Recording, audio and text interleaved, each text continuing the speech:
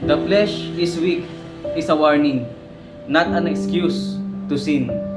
So mga kapatid, ito po ay sinabi ng Panginoong Hesus sa kanya pong mga alagad. Mababasa po natin sa Matthew 26 verse 41. Marami na po sa atin na nakakalam po ng story po na ito, no?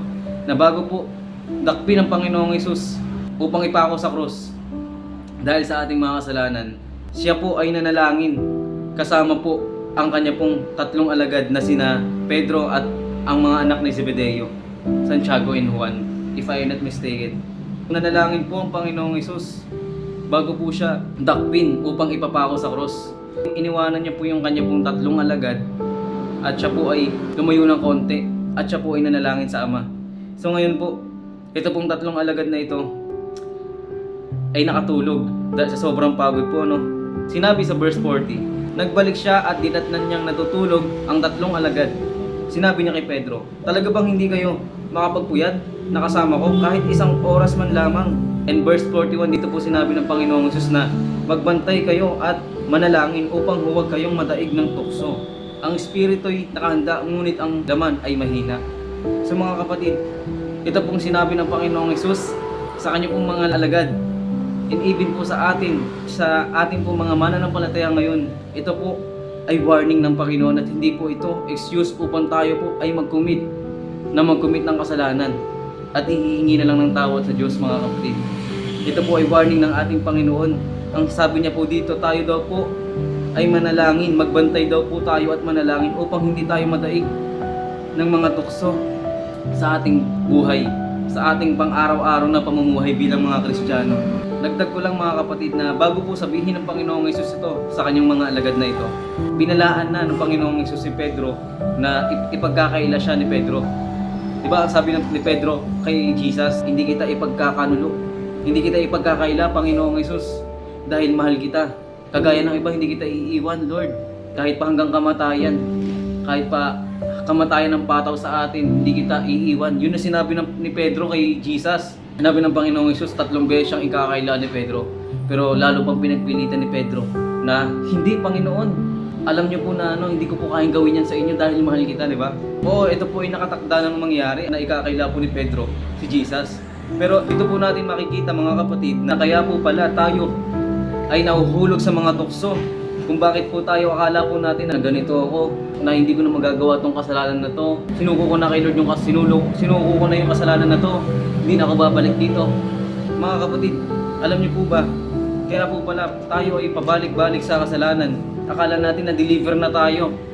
Simula nung tayo po ay nag-decide na tumanggap sa Panginoong Hesus, akala po natin na natapos na po ang lahat doon. Pero hindi po mga kapatid. Dito po sa Matthew 26, dito po nakita po natin yung resulta. Na-fulfill talaga yung pagkakaila ni Pedro sa Panginoong Hesus dahil hindi po siya nanalangin. Dahil hindi po siya nagbantay. Amen po ba? So sa ating po mga Kristiyano, di ba? Marami po tayong prayer sa Lord na gusto po natin, Lord, gusto ko na pong makasunod sa iyo ng may katapatan. Gusto kong maging genuine, Lord, yung pagsunod ko sa iyo, Panginoon. Gusto ko po, Lord, na matalikuran na itong mga bagay na ito sa buhay ko upang wala na pong maging hadlang pa. Kapatid, sabi dito ng Panginoon, araw-araw tayong magbantay at manalangin. Kaya ang hihina po nating mga Kristiyano when it comes to temptation, and most of us is fall into it.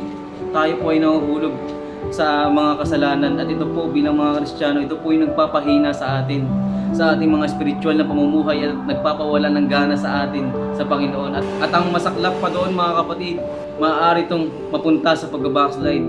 Ito yung ginagamit ng kaaway sa atin upang tayo ilayo sa Panginoon. Itong mga kasalanan, itong mga temptation na kapag kinagat natin itong mga temptation sa buhay na ito kapatid, nagkakaroon ng hindrance sa calling natin. Nagkakaroon tayo ng boundary sa Panginoon. Sinabi sa Isaiah 59 verse 2 na tayo ang sa mga kasalanan natin ang naghihiwalay sa atin sa Diyos. Mga kapatid, bilang mga Kristiyano po, wag po natin hayaan yung generation po natin at tayo po yung mahinang mga Kristiyano na mabilis po tayo madala ng mga tukso, mabilis po tayo ma-fall sa mga pagnanasa ng ating laman mga kapatid.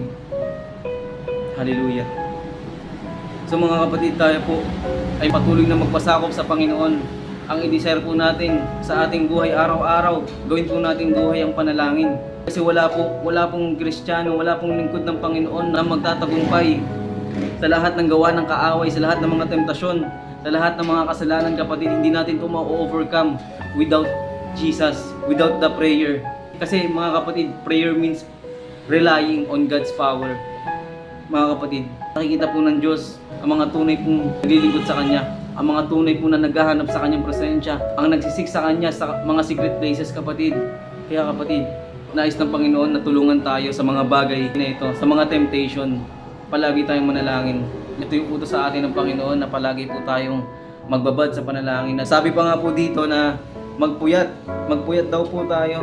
Sabi ng Panginoon Jesus kay Pedro, talaga bang hindi kayo makapagpuyat na kasama ko kahit isang oras man lamang? Pagdating po sa pag-cellphone, aminin po natin sa hindi. Di ba po? Kayang-kaya natin magpuyat, kayang-kaya po natin na magbabad. Nang nais po ng Panginoon na tayo po ay magbabad sa panalangin po at saka po sa Kanya pong salita. Tayo pong mga Kristiyano, hindi po tayo tinawag na mamuhay po sa laman, kundi lumakad po ayon po sa Espiritu. At nais po ng Panginoon kung talaga po tayo ay nagmamahal sa ating Panginoong Hesus, susundin po natin ang Kanya pong mga utos.